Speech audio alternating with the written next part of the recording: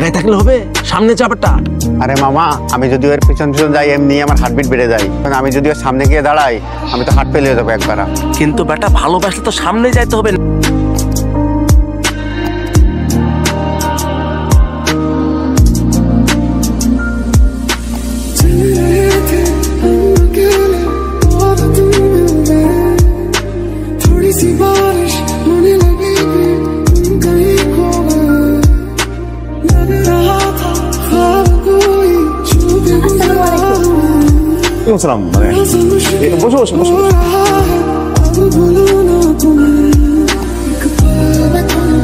তুমি হচ্ছ তুলি। তোমার নামটা যেমন সুন্দর, ঠিক সেরকম সুন্দর। কেমন আছো তুমি? আলহামদুলিল্লাহ ভালো। আপনি কেমন আছেন? ভালো নেই, একদম ভালো নেই, একদম ভালো নেই।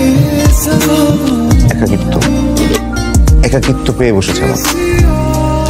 তুমি কি আমাকে একটু শান্তি উষ্ণতা দিতে পারো? না পারি না, আমি তো এখানে গানের ব্যাপারে কথা বলতে এসেছি। গানের কথা হবে? হ্যাঁ, গান নিয়ে তো কথা হবে। তোমার মধ্যে তো সেই ট্যালেন্টই আছে।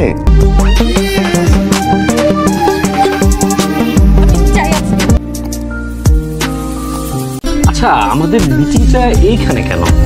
তুমি তো চাইলে আমার স্টুডিওতে যেতে পারতে, সেখানে তোমার ভয়েস টেস্টটাও করে ফেলতাম। হয়েছে কি? বুঝতে পেরেছি, তুমি ভয় পাচ্ছ তাই না, যে জন্য তুমি পাবলিক প্লেসে নিয়ে এসেছো।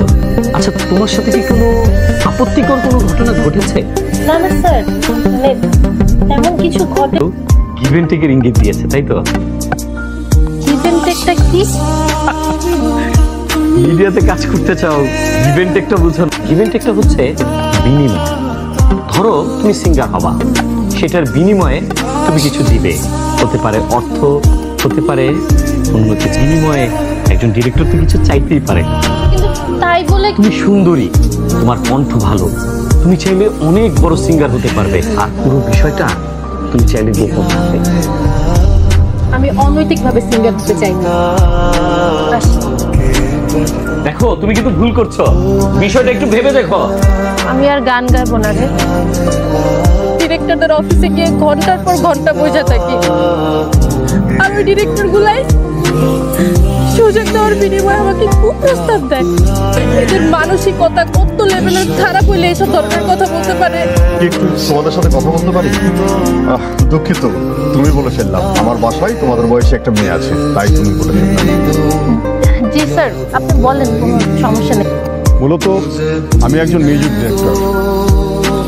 আমি আড়াল থেকে এতক্ষণ তোমাদের কথোপকথন সবই শুনেছি। এটা আসলেই খুবই লজ্জাজনক। তুমি যেই পরিস্থিতি ফেস করেছো, আসলে সব জায়গাতেই না খারাপ মানুষ আছেন। যাই হোক, শোনো, আগামী 2 মাস পরে আমার একটা অ্যালবামের কাজ শুরু হতে যাচ্ছে।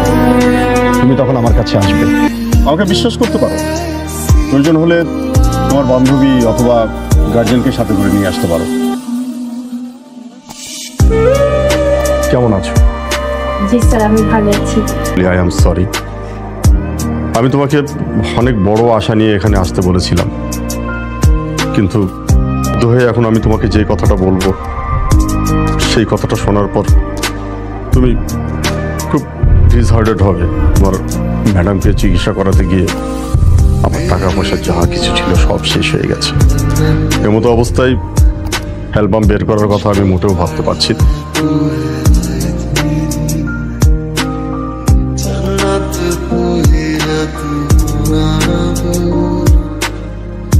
ওই তুই, তোর আমি লোকেশন পাঠাচ্ছি, তাড়াতাড়ি চলাই। ওই কি হয়েছে রে? আরে মামা, তুই বলছিলি না তুই কখন কোথায় যায় কি করে সেটা তোকে জানাইতে। এক মিউজিক ডিরেক্টর স্টুডিওতে গেছে, আমার সময় দেখলাম সে কান্না করতেছে। লোকেশন পাঠা, আমি এখনই আসতেছি। ওকে তো চাই। সমস্যা কি? হ্যাঁ, তুই কি বলছস? সে কান্না করতে করতে বের হয়ে যায়। অহন যদি সত্যি কথা না বলিস, খোদার কসম আমি ভুলে যাব তুই মুরাব্বি। আমি তোমাদেরকে ঘটনাটা খুলে বলছি। আমি তুলিকে স্বপ্ন দেখিয়েছিলাম ওকে দিয়ে একটা অ্যালবাম বের করবো। 2 মাস পরে যখন আমার কাছে আসলো, তখন আমার স্ত্রী মৃত্যু শয্যায় হাসপাতালে। আমার স্ত্রীকে চিকিৎসা করাতে গিয়ে আমার টাকা পয়সা যা কিছু ছিল সব শেষ হয়ে গেছে। এই কথাটাই আমি তুলিকে বলেছি। টাকা পেলে আপনি অ্যালবাম বের করতে পারবেন? স্যার, যত টাকা লাগে আমার বন্ধু ব্যবস্থা করে দিবে। আমার বন্ধু চাই এই তুলি দেশের সেরা সিঙ্গার হোক। হ্যাঁ, সেটাও সম্ভব। ঠিক আছে, আমি আপনাকে টাকা এনে দেবো, আপনি ওকে দিয়ে কাজটা শুরু করেন। তুমি ওর কি হও? আমি ওর কাছের শুভাকাঙ্ক্ষী।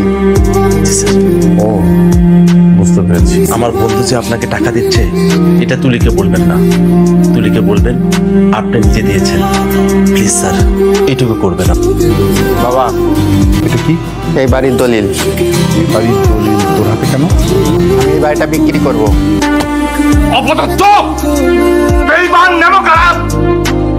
তুমি আমারে মারো কাটো যা ইচ্ছা করো, তোমার সই করা লাগবেই।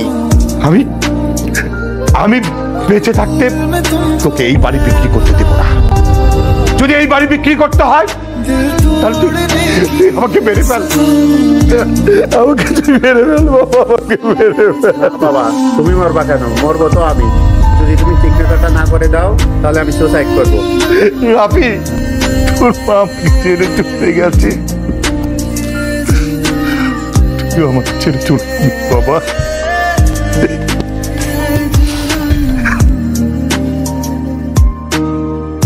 তুলি, তুলি, তুমি যত দ্রুত পারো আমার অফিসে চলে আসো। আমি তোমার অ্যালবাম বের করার সব ব্যবস্থা করে ফেলেছি।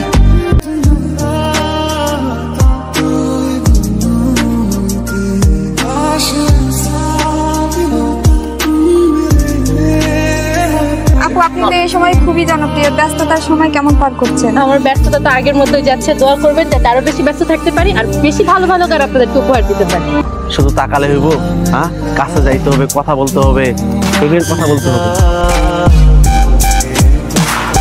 বেস্ট অফ লাক বন্ধু। বেয়াদব, তুই আগে আমার পিছনে পিছনে ঘুরতি, এগুলা কি? হ্যাঁ, আর আজকে তো লিমিট ক্রস করছিস। তোর আমি লাস্ট বারের মতো বলে দিতেছি, আমার পিছনে তুই আসবি না। একটু আগে কি ঘটনা ঘটেছে? কিছুক্ষণ আগে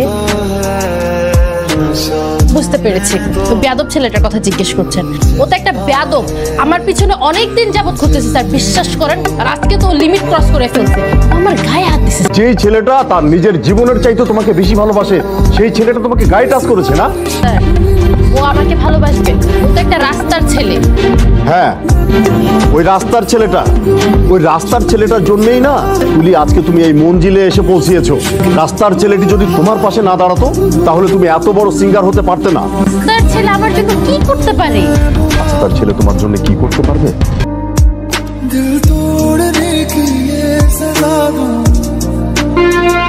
আর তুমি কি করেছো? তুমি সেই ছেলেটার গায়ে হাত তুলেছো, তাকে থাপ্পড় মেরেছো। শুধু থাপ্পড় মেরেই তুমি ক্ষান্ত হওনি, তুমি তোমার ভক্তদেরকে দিয়ে তাকে গণধোলাই দেওয়া